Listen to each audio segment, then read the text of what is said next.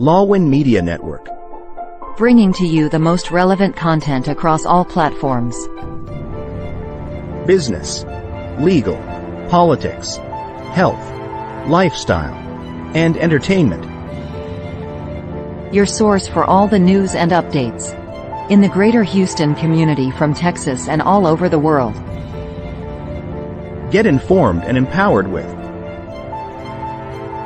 Lawin Media Network.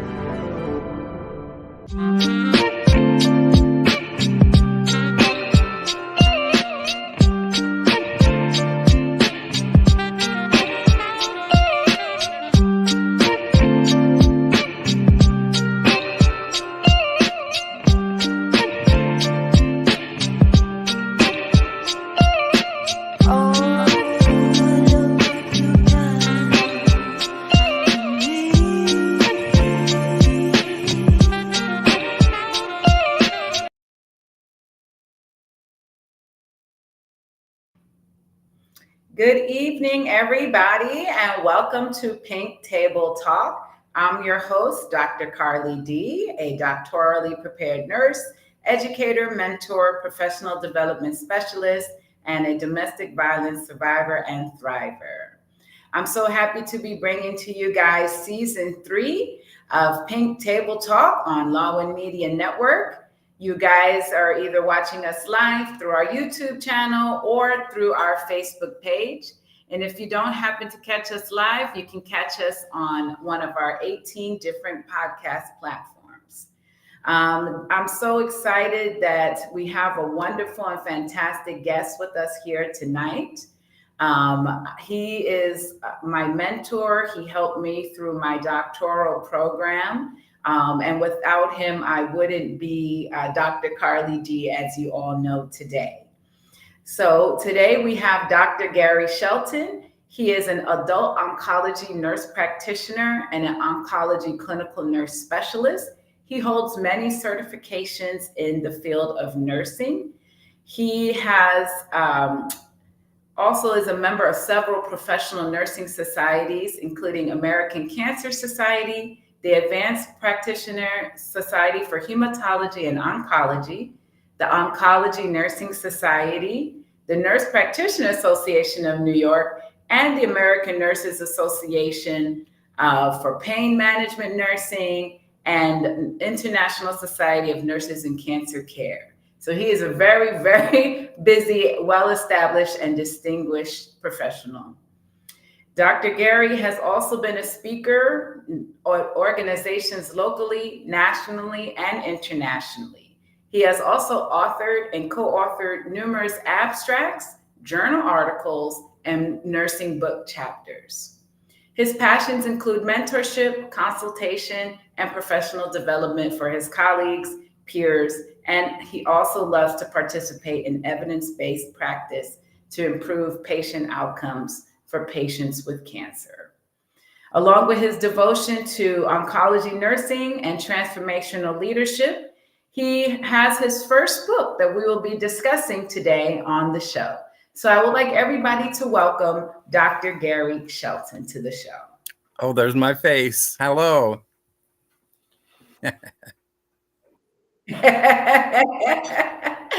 Hi, Dr. Shelton. I'm so happy I got to do this with you and that you are here today with us. I have enjoyed working with you throughout the years and just once again wanted to thank you so much for mentoring me and being my preceptor through the doctoral program. As you know how challenging that was and all the dramas that we had.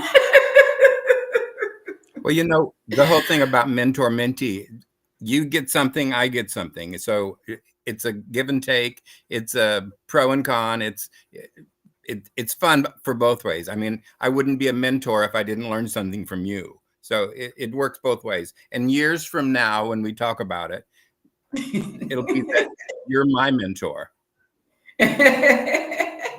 Yes, I could say we honestly could not have imagined when we started our mentor and mentee relationship that we would be talking about it on a podcast about over 4 years later.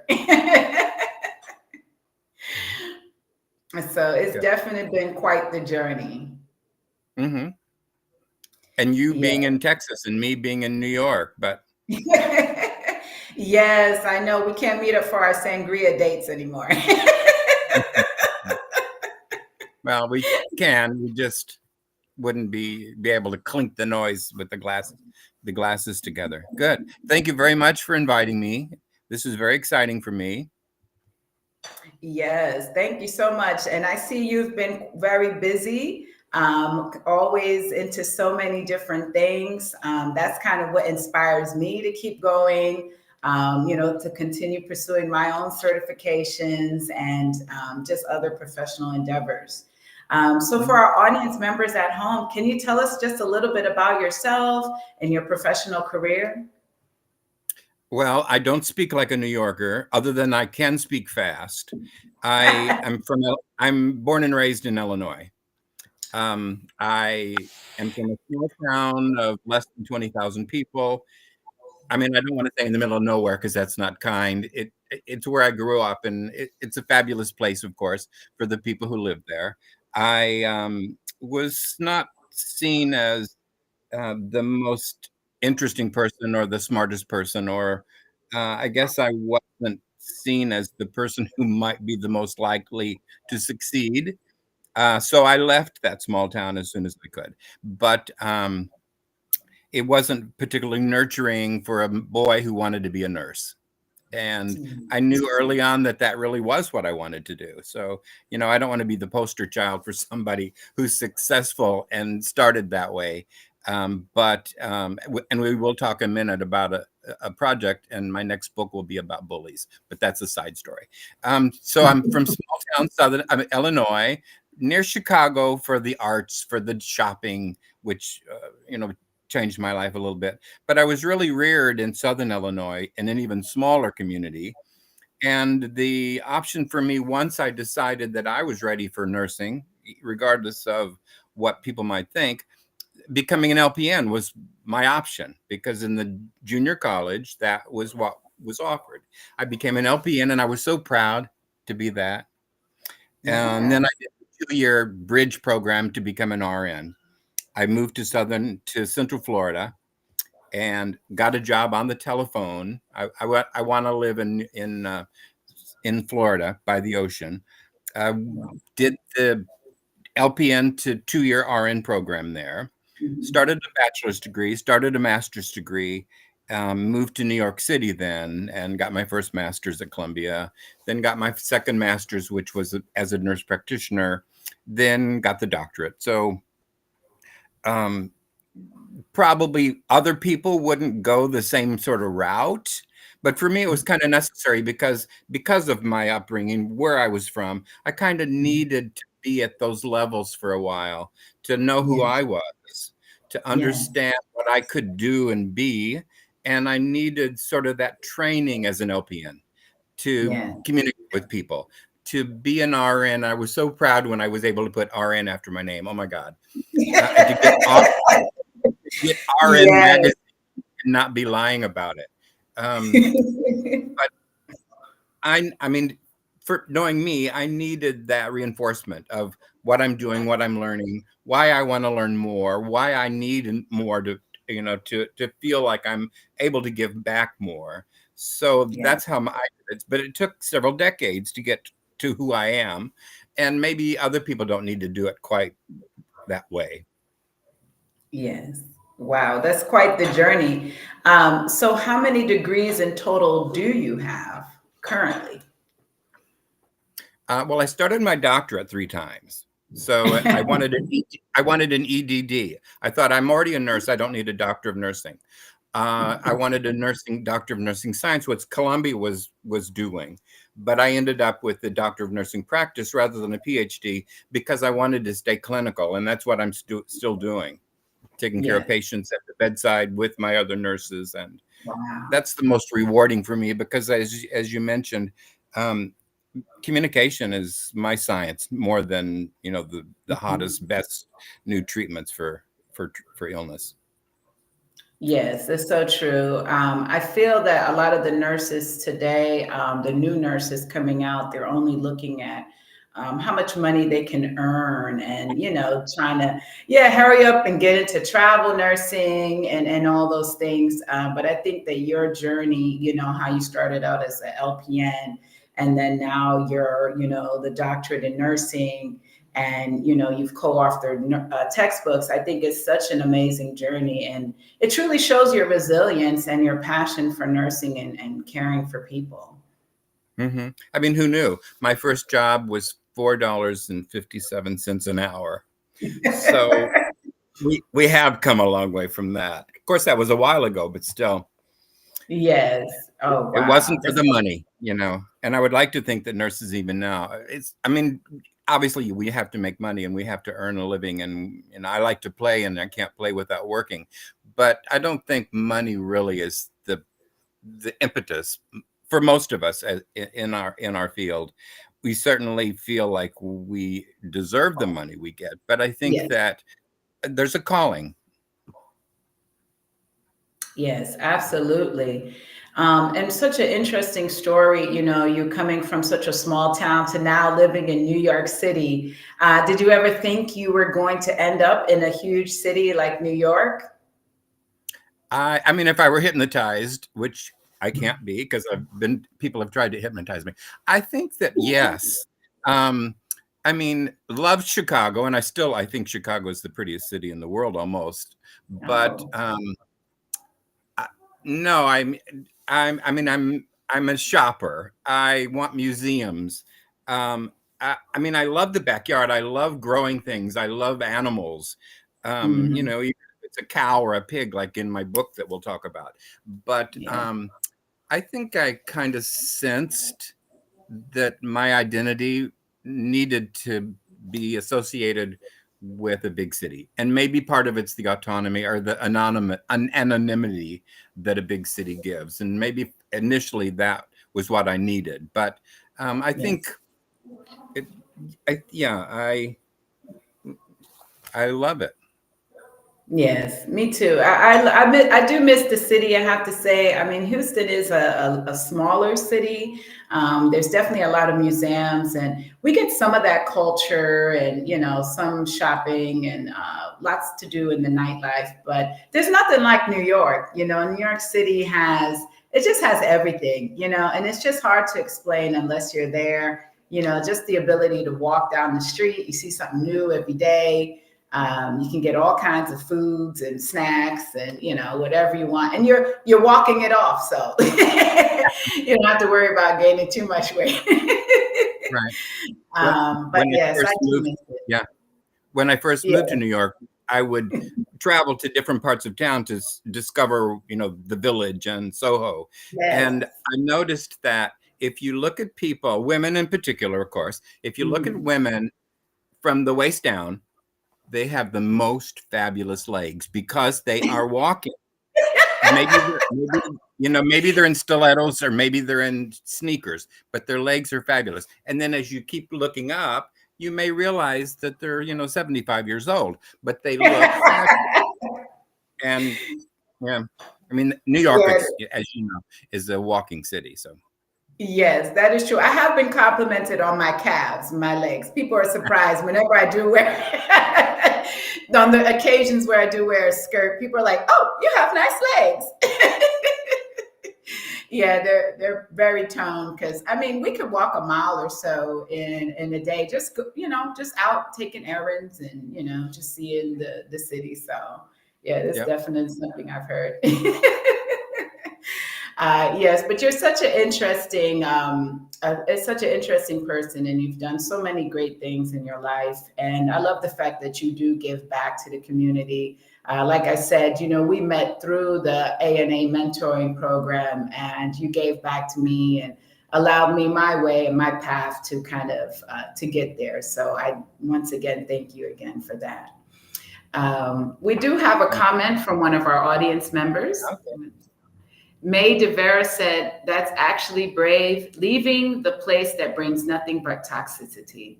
Yes, I'm sure many of us can relate to, having to leave our home environments, our hometowns that may not have been the best for us. So that was just so brave of you, Dr. Gary. I mean, I agree with that. I don't want it to sound like, I mean, the bad part of what that could sound like, because obviously there's good things about the community. I always lived 1,000 miles away from my mom and dad, and I would think like, I can't go home for dinner. Yeah. So I miss that. I always miss sort of that. I lived in Denver. I lived in Wow. Tampa. I lived in New York. So I was always 1,000 miles from Illinois. So, I miss that kind of thing.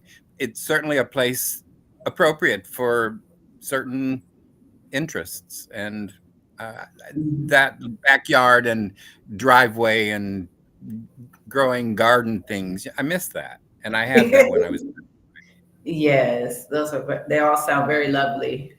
So we're going to go to our first commercial break of the evening. So everybody stay tuned for more Pink Table Talk with Dr. Gary Shelton.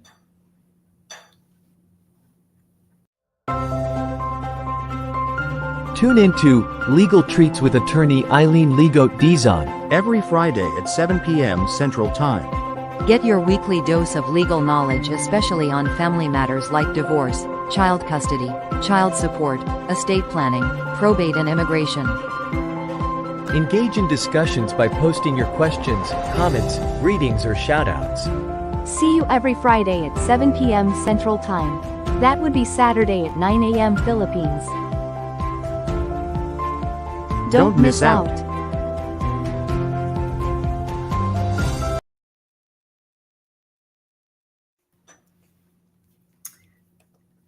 Good evening, everybody. Welcome back to Pink Table Talk. I'm your host, Dr. Carly D. The show is produced by Lawin Media Network, and you can find us either through our YouTube channel or our Facebook Live page.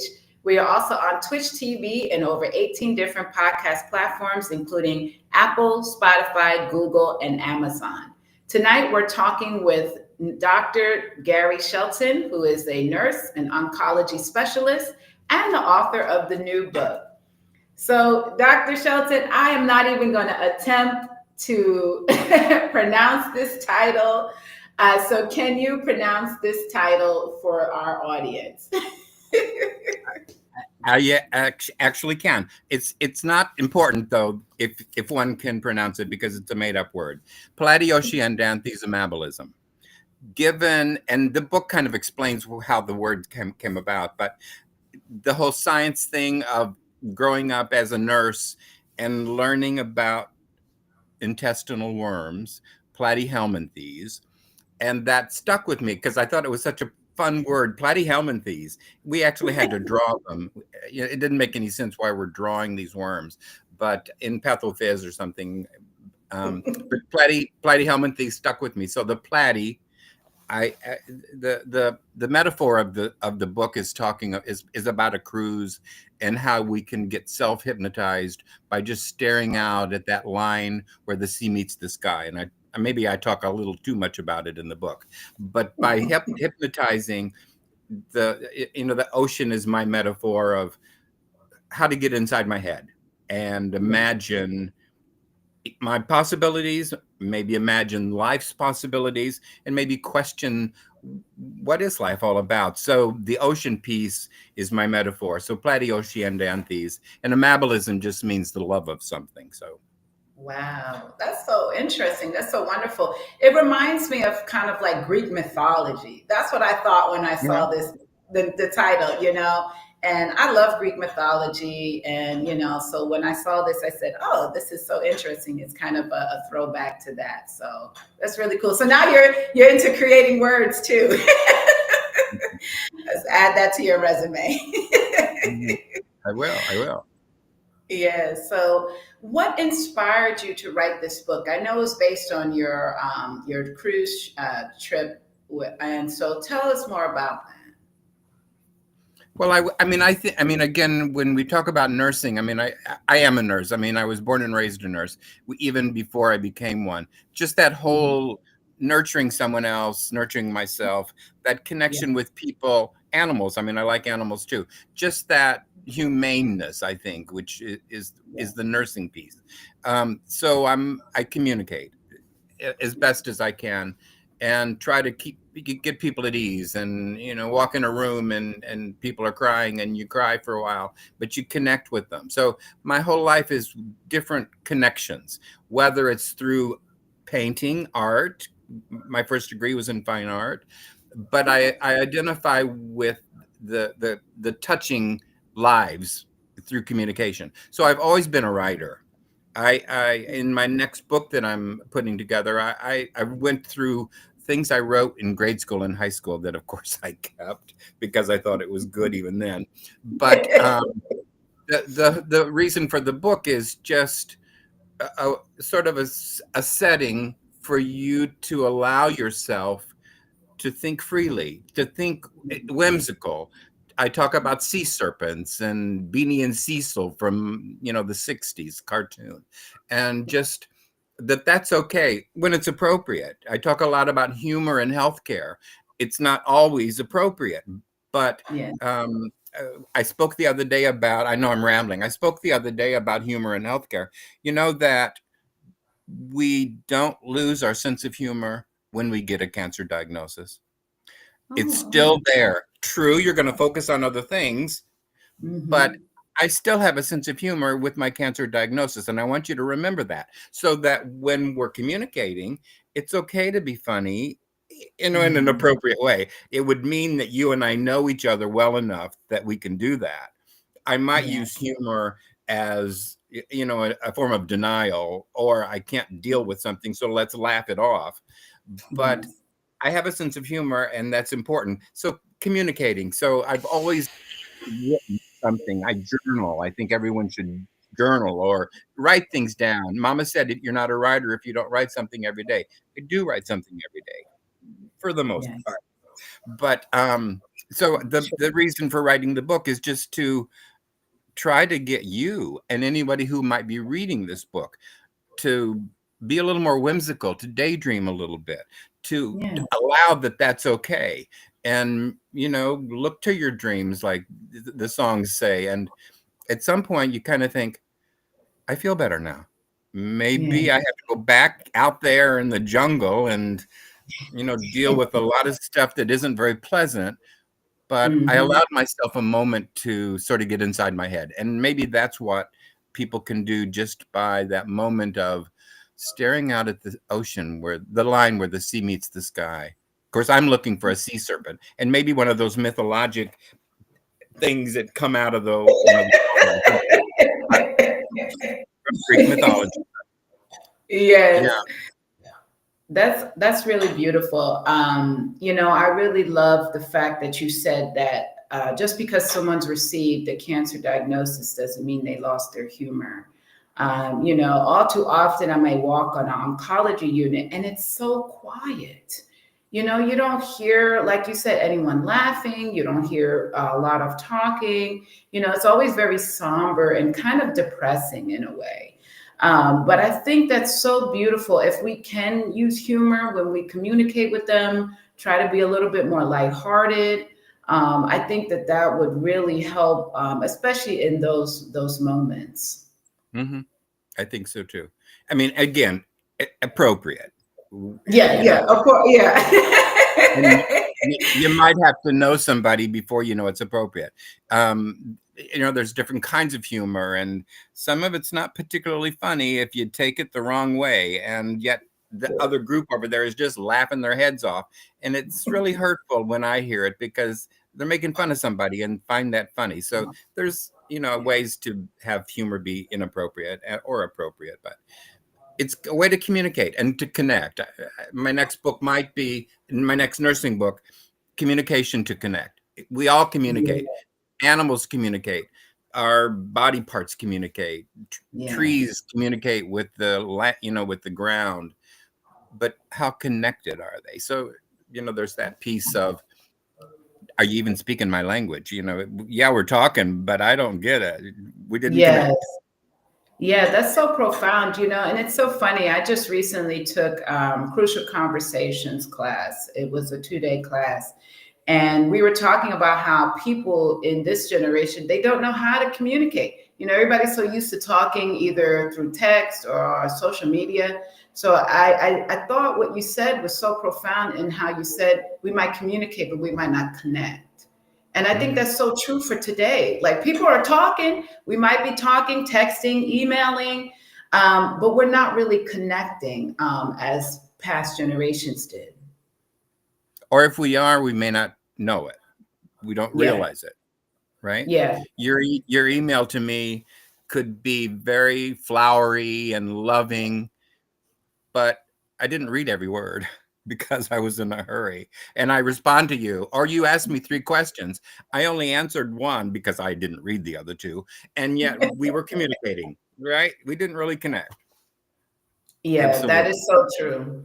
Yeah, that's something else we brought up today too, was people don't respond to emails. And we were like, you guys don't even close the loop, it's like to say, okay, received, noted, acknowledged. I think you're so right. Like, a lot of people just don't really read, when they are trying to communicate. So that's something that we have lost. And I hope that we can start to regain that in our society. Especially in healthcare. So I think that's really wonderful. I hope you do write that chapter or book. I hope I do too, actually. And so, working in oncology all these years, I know that's such a heavy area to work in. What is one of the things that you have learned over the years working in that area? Because you see a lot of death. What is one life lesson that you can give us from your experience? Well, I mean, we all are going to die. We all do die. Just sometimes it's not when we'd like it to happen. I always, again, the communication thing. When I first became a nurse, I wanted to be a psych nurse because I want to be in your head. And my psych experiences were more organic things that happened to people, and they weren't with me because of what was going on. So it wasn't as fulfilling to be able to talk to somebody because they weren't really following. So I also liked the science and sticking people with needles. And so oncology seemed like the perfect job because we absolutely have to communicate. I'm going to give you a drug that's going to make you sick. You need to understand that. And what can you do to help yourself? And what do I need to give you as far as tools to make that happen? Because at the end of the day, we're going to get you better, perhaps. So the brain piece and the communication piece is really a big part of oncology. Certainly the new science and the immunotherapies and targeted things. And we've come so far in the 40 years that I've been doing this. And it's like, oh my God, I love this. People that would die in 6 months are now alive 12 years later. It's fabulous for that. But the whole communication thing is why I went into oncology. And I think that, I mean, I tell myself, yeah, it's heavy. You what, any nursing, any line of work where you connect with other people, there's those people that you have to like because you work with them. But if they were your next door neighbor, you wouldn't like them. And there are those people that you can't imagine liking, but you fall in love with them, and and they're going to die. And for me, it's of course because of their diagnosis. But oncology has never been that depressing to me. Yes, it's horrible, and yes, people die. I've seen a lot of good now, but I know I didn't cause the cancer. So I can talk to you or whoever I'm in the room with and help them explore what's, the why me questions, the things we can't really answer. Sometimes you have to let that go because it's not your fault. And so the communication piece, again, is why I like oncology so much. And sometimes I cry with patients. Sometimes we laugh because I know it's okay. But the whole nursing thing for me and identifying as that really is my life. A creative person, yes, but as a healthcare provider. But the connections in I learn from my patients with oncology. Sometimes, just having, again, we all are going to die, but to have somewhat of a life-limiting illness, your perspective changes, your perception of things change. And sometimes in a good way, because you can enjoy today and not be thinking about the darn trip tomorrow or something, because today's really all that matters. And certainly in that setting it is. And I'm there with that patient and we're connecting, and it's very uplifting and and rewarding, and I enjoy that. Yes, that's so wonderful. And it's so true, you know, and it took me to have my own near-death experiences and illnesses to learn to appreciate the now. You know, we're always so focused on like 5 years down the road. Okay, I gotta have this, I gotta do this, I gotta do that. We're always still thinking so far ahead and planning our next move. And we're not just living in the moment, you know, and just enjoying today. And so, you know, I think that that's wonderful. And that is a great lesson for everyone. You know, enjoy today, live today. That's why I'm like, you know what? If I do want that milkshake, I'm going to have that milkshake, you know. If I'm here tomorrow, then, you know, maybe I'll walk a little extra. But, you know, it's like, it just allows me just to enjoy things, you know, and not always be worrying and fretting about what ifs, you know. And so I think that that's just something I wish more people would do.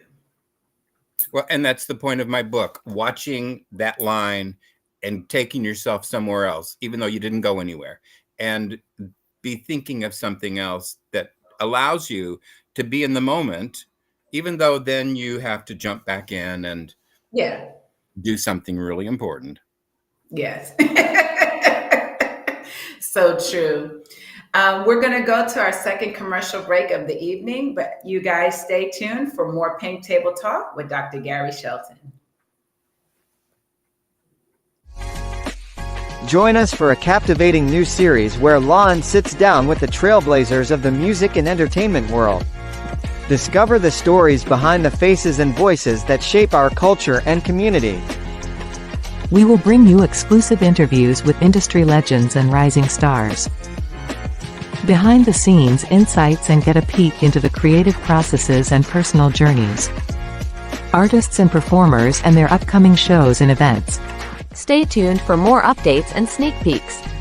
Follow us on social media and subscribe to our channel.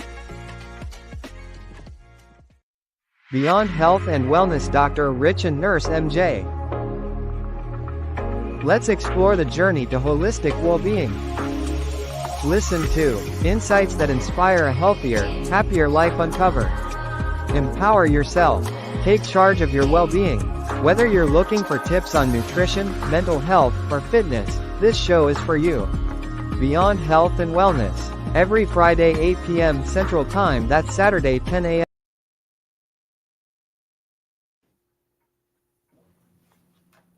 Welcome back, everybody. We're here talking tonight with Dr. Gary Shelton and his new book that focuses on self-reflection as well as living in the moment and being more whimsical and learning to enjoy life. We do have a comment from one audience member, May DeVera. She says, "Thank you for those words. I needed to hear that." Wow. Yes, we've been talking tonight about just living in the moment and self-reflection.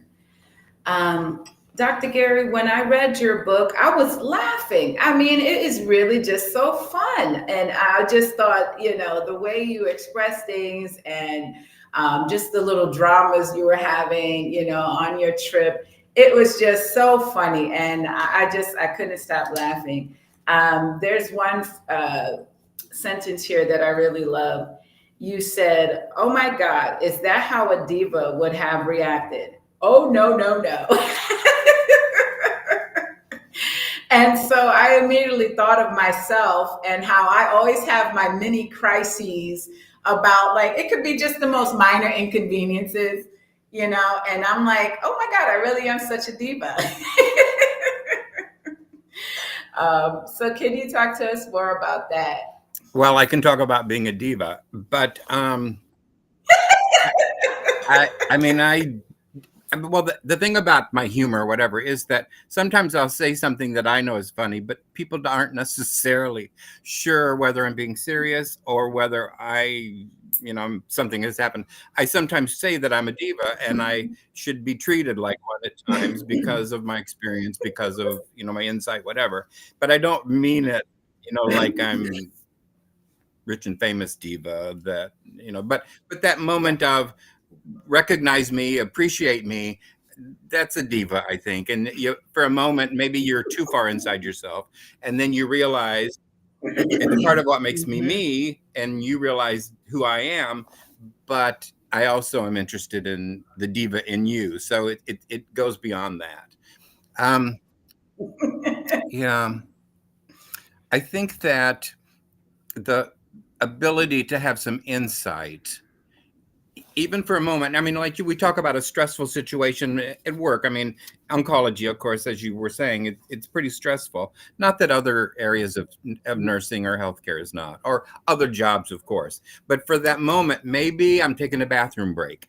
And in that bathroom break, maybe I'm not on the toilet doing something like that. I'm in the bathroom because it's a way to close a door and get away from a situation for just a few minutes. And maybe then I can do my little exercise where I'm imagining myself on that balcony on a cruise ship, looking out, hoping that a sea serpent will jump out of the water, and maybe a whale does or something. And it is like that. I noticed that we're in a constant state of flux, but we're not moving on a ship. So that, that's sort of my metaphor with the book as well. I'm looking out, we're moving, but that stuff that we just passed didn't go anywhere. And so it's like, how can that happen at the same time? And that allows me then to realize, I left for a moment and now I'm back and I feel better. I allowed myself to relax a little bit, and I can open that door, flush the toilet if I have to, and then re-enter that established, workforce or whatever. And I had a moment and I feel better, like the whole yoga thing or deep breathing and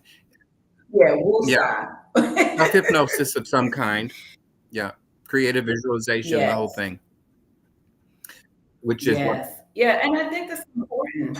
Yeah, that's very important to do. I was talking, I was giving a class the other day, and we talked about being triggered and what is a coping mechanism if you're triggered at work. And one of the audience said that she has to leave the space to get that 5 minutes or whatever it is to kind of, like you said, that woosah, to kind of clear her mind and get out of that space before she reacts negatively. So I think, that's a perfect example of that. I mean, if and in nursing, again, maybe this could be a metaphor as well.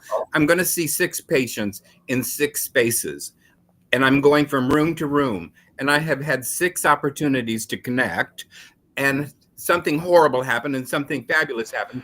But I'm going room to room, and I can't bring what I just experienced into the next room because that's not part of the reality in that room. How do you let that go quickly? You were just crying with the patient, and now you have to walk in and say something else. And how do you do that? Like your friend was saying, you do have to somehow create that. Let me get away. Let me change. Let me get back. And maybe it doesn't. You can't leave the space. So how do you do that on your own? You just sort of look away, maybe, and turn your head, and you're back in that moment. But the challenges of life, aren't they? Yes. No, it's so true. And, my friends, they're always teasing me, about being a diva and complaining about the most minor inconveniences and how I can maybe over exaggerate those moments. But you're right. You then have to kind of bring yourself back and to be like, you know what, that's really not that big of a deal. And you kind of have to take yourself out of that mental space and clear your head and then get back to reality. Yeah, and like they say, don't sweat the small stuff or something. But I think that's the stuff that we do sweat, and I think maybe that's okay.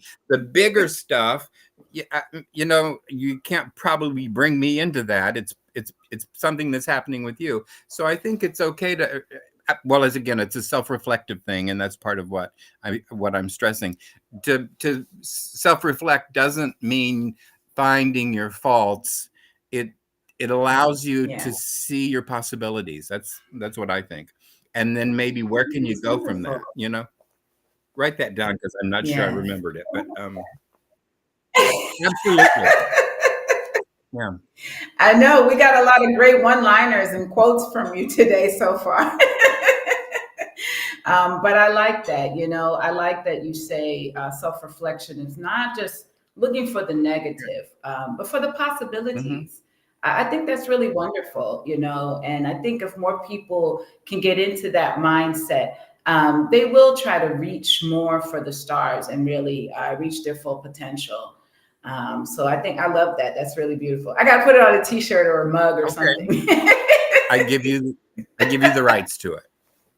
No, but I think, it's all, we're always learning, and we should always be learning our entire life. Yeah. Like that mentor-mentee thing. If I don't get something from you, what can you get from me? And to just realize maybe then too, like when you're being precepted or learning a job, you may learn from somebody that you would never do it that way.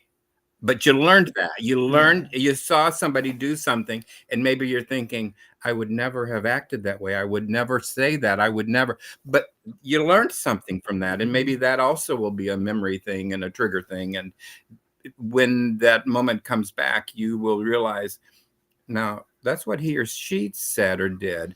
It worked in that setting, but it wasn't the way I would have done it. And so that is another way of learning.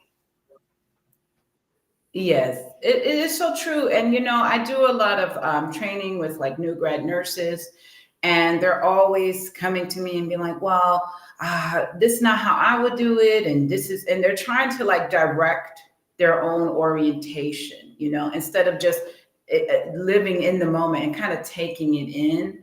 And I always tell them, look, well, once you're off orientation, you can do it however way you want. If you want to skip around and jump or whatever you want to do, you can develop your own style. But for that moment, embrace it, take it in, and learn it. I think a lot of times we have such strong wills, but there's comfort in yielding. And I think a lot of times people don't want to yield. They don't want to let someone else hold the reins. And I think that that's such a good lesson for life, is sometimes let someone else lead, just embrace it. And it's a learning opportunity. And again, maybe you allow it because it's happening. And then you reflect later, there was probably something positive in there. Maybe it isn't yours, but there was something, there was a moment of why did that person do that?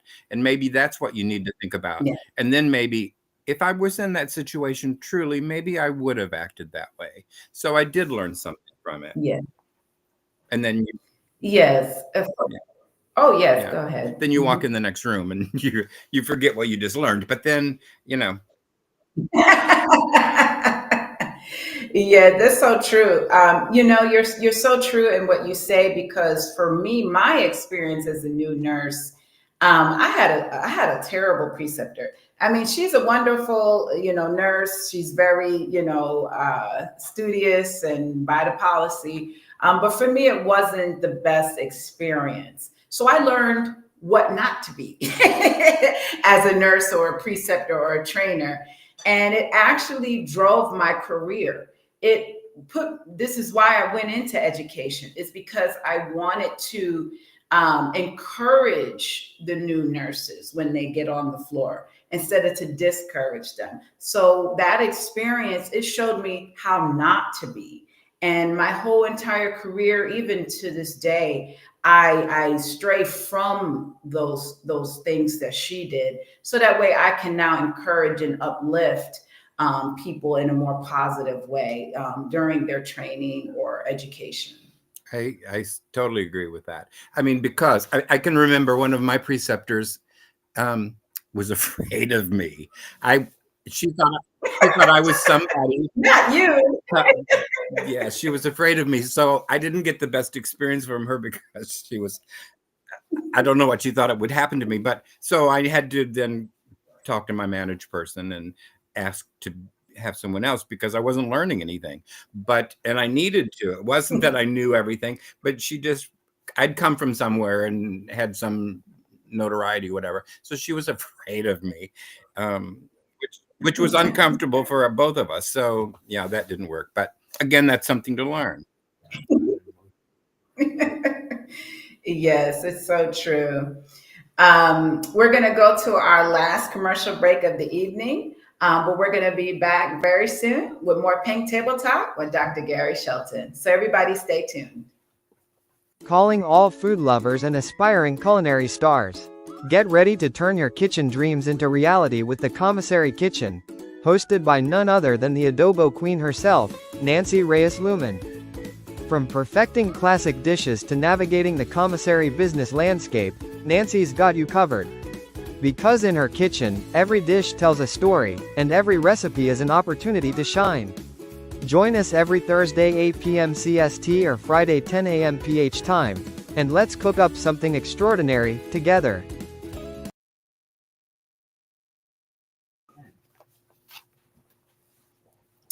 Welcome back to Pink Table Talk. We've been having such an interesting and delightful conversation tonight with Dr. Gary Shelton and his book that I still don't think I can pronounce. But I do love the Greek inspiration for this title. We've been talking tonight about self-reflection, about taking time for ourselves and self-care and life lessons and learning. So Dr. Shelton, there's another part of the book that I found to be quite interesting, and it's actually just the title of one of your chapters, because you being such, you have so many certifications and degrees and accolades. So for me, I was just really shocked by this title. You said that I'm not the most original or the most interesting.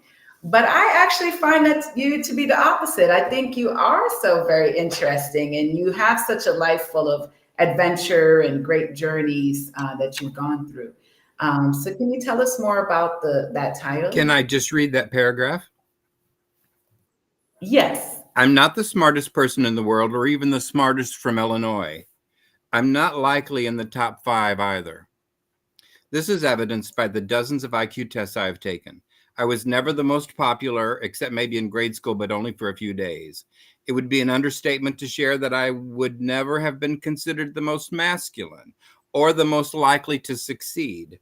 It is hard to be the most or best, or even the worst or least. However, I have always been interesting. Surely everyone would agree. Yes, and I do have to agree.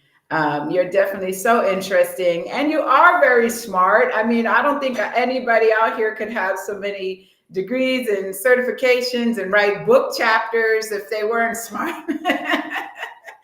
But you are so interesting. And you know what I love about you is your fashion and your sense of style. I remember the first time meeting you, it was during COVID when we met up in the park because, we were still doing the whole outside, the outside thing in New York. And you were wearing like a 3-piece suit with a pocket watch, with a little hat. I said, oh, this guy, I'm going to like him. He is so interesting. He is so cool. And, I just thought, what a fun guy, so. I mean, I think that points out something else about us, about people. Well, and I'm not the smartest in the world. There is a little bit of that in the book about where I thought I was smarter than I really was. Or maybe I wasn't as smart as I thought I was, which will be embellished in my next book. But, the whole being transformational, you absolutely are. And I, sometimes there's a transaction that has to happen and you have to say, guys, this has to be done and it must be done this way. Get the deed done, transaction done. But being transformational, I can pull things out of you because I know things maybe that you don't even know you're capable of doing. And I think the whole connecting piece with communication allows us to build someone else. It's not all about me. I mean, I can talk a lot about myself, but and maybe some people think that I'm a narcissist, but it's not that in my mind. I know myself, and I'm thinking that my example might help somebody else. So I'm transformational, and with my students, with my peers, I might suggest, I was going to do this project, but I think you would be so much better at it than me. Why don't you work on it? And then ask me to help if you need to. The whole emotional intelligence. I think that, we gain some of that as we get more experience, as we're more seasoned, not necessarily older, because age and experience aren't necessarily hand in hand. But I think that being transformational allows me to separate myself from others and see what they're capable of, because that's what I want. I want us all to be better. I want the world to be better. I hope 2025 is a great year for everyone, no matter what they do. But and 26 too, maybe. So yeah, that's my thing with that. But I don't want you to think that I think I'm so smart, because I know better. And I do. I mean, I spend a lot of money on glasses. I've tried to put a few different ones on just now to see if anyone would notice. But how I identify. You're a diva. I'm diva-esque. But I wear this with a pair of shorts. It's okay. That's what I do. I have hats in the background. I don't know if you can see them, but important to me, right? Which helps me then allow me to be me, and therefore I can reach out to you better, and I can promote my self-reflection, because I think everybody could get to know themselves a little better. And never give up dreams, and be whimsical when you can, and remember what that was like as a child. We should still have that in the right setting, of course. Yes. Oh, so true, Dr. Shelton. That is so true. So what is your takeaway message from your first novel? And will there be more novels down the road? I mean, the takeaway really is, I hope that people get what I tried to give in the book, and simple of just self-reflection, and how maybe that can be done through some of the metaphors that I talk about. I like to bring,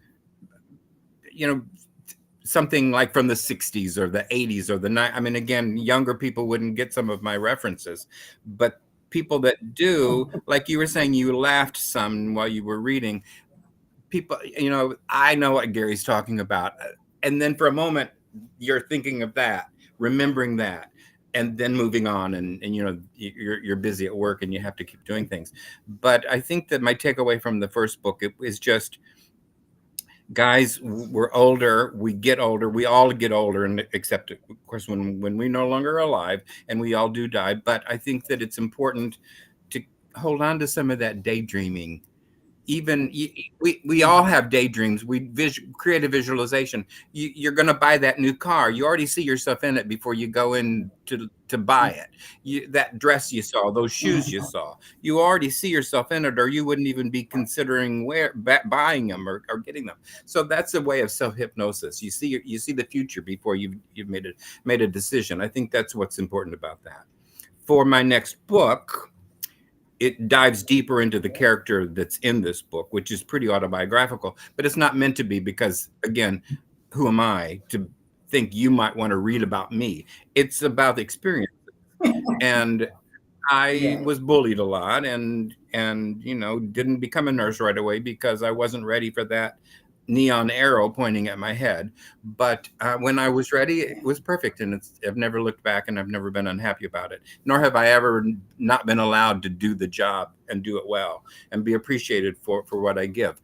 But I think that my next book will talk a little bit about bullying, and looking at some of those bullying experiences. I wished I had had the guts or the nerve to do some of the things that I would do today in that setting. But of course I wouldn't have, because I would have been beaten up and, who knows what, but, and felt bad about it. So, but that's the, and then the nursing textbook about communication. Those are on the tube. That's awesome. That's really awesome, Dr. Shelton. One of our audience members, Maida Vera, said, I would want to read a book about you, Dr. Shelton. and I love this book. It brought me some joy and some laughter. And, you know, like you said, I was able to relate to some of those moments where you're like, oh, I'm a diva. And it's like, I know what he's talking about. Like I said, a 3-piece suit in the middle of COVID in the park, you know? So I think you are interesting, and I think you have such a wonderful knowledge and advice to give to the world through your writing. And so where can people buy your book?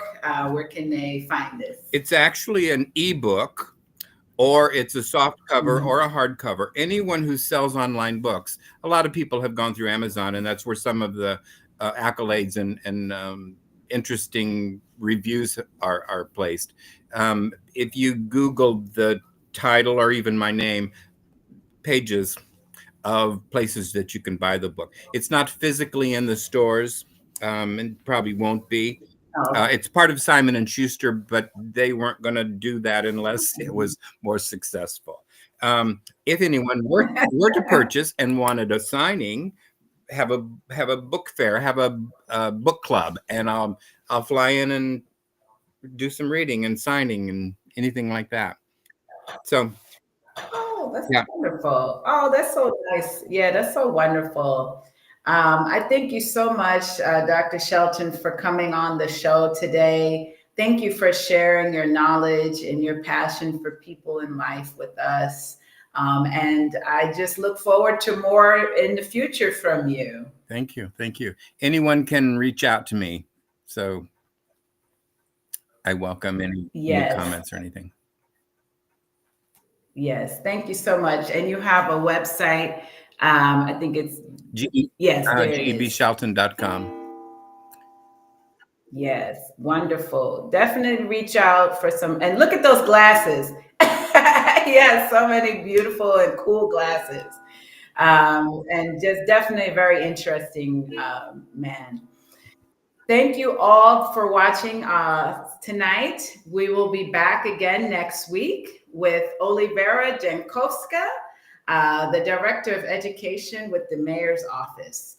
Once again, you guys can watch us live every Wednesday at 7 p.m. Central, 8 o'clock Eastern Time on Lawin Media Network YouTube, Facebook, or on 18 different podcast platforms, including Apple, Spotify, Amazon, and Google. Thank you all for joining us tonight. I hope you all have a wonderful night. Bye-bye.